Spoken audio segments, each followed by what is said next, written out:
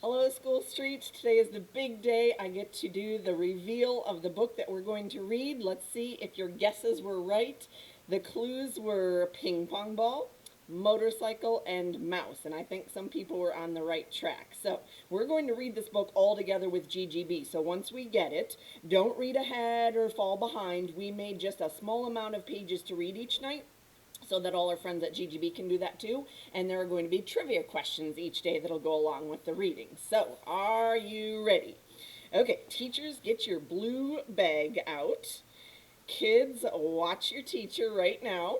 Are you ready? On the count of three. One, two, three. It's the mouse and the motorcycle.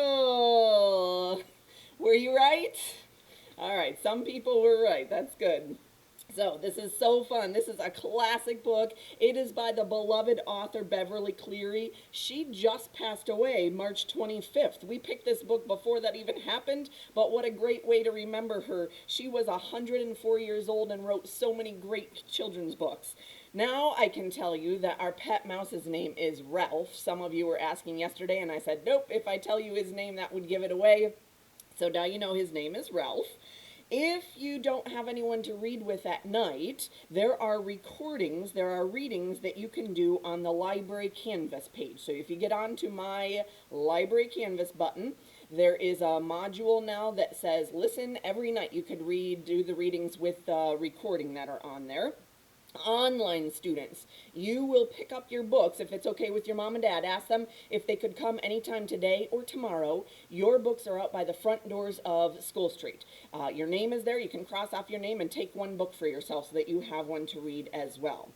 All right, I'm going to read just a little tiny bit of the book right now to get you started, and then your teacher can give one out to everybody whenever there's a good chance today, and we'll take it home and read the rest of chapter 1 tonight. So here is just a little bit of The Mouse and the Motorcycle, chapter 1. New guests.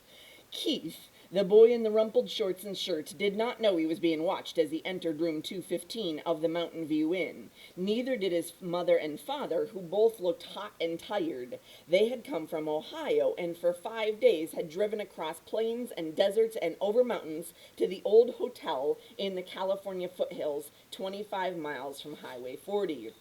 The fourth person entering room 215 may have known he was being watched, but he did not care. He was Matt, 60 if he was a day, who at the moment was the bellboy. Matt also replaced worn-out light bulbs, renewed washers and leaky faucets, carried trays for people who telephoned room service to order food sent to their rooms, and sometimes prevented children from hitting one another with croquet mallets on the lawn behind the hotel.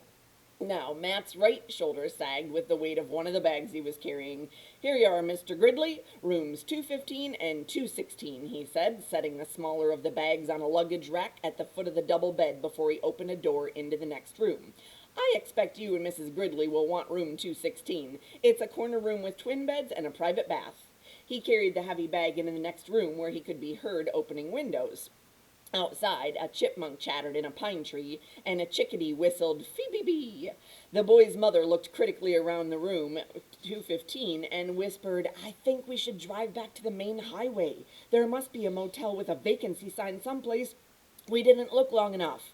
Not another mile, answered the father. I'm not driving another mile on a California highway on a holiday weekend. Did you see the way that truck almost forced us off the road?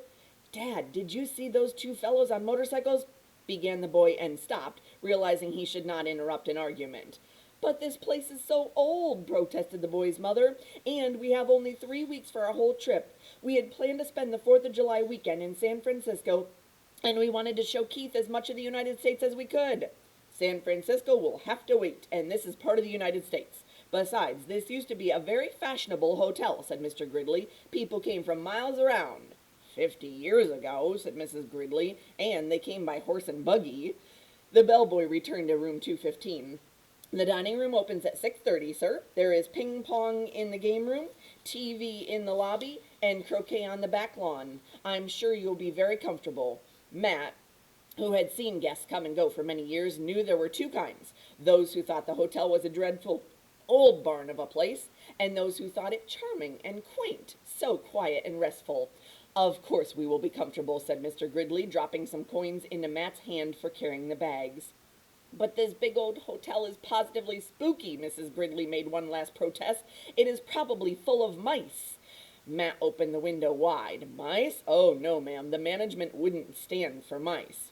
I wouldn't mind a few mice, the boy said, as he looked around the room at the high ceiling, the knotty pine walls, the carpet so threadbare that many of its roses had almost entirely faded, the one chair with the antimacassar on its back, the wash basin and towel racks in the corner of the room. I like it here, he announced. A whole room to myself. Usually I just get a cot in the corner of the motel. And look at this picture. He looks like he's spying and looking for what might be a really fun story with a mouse. Happy reading!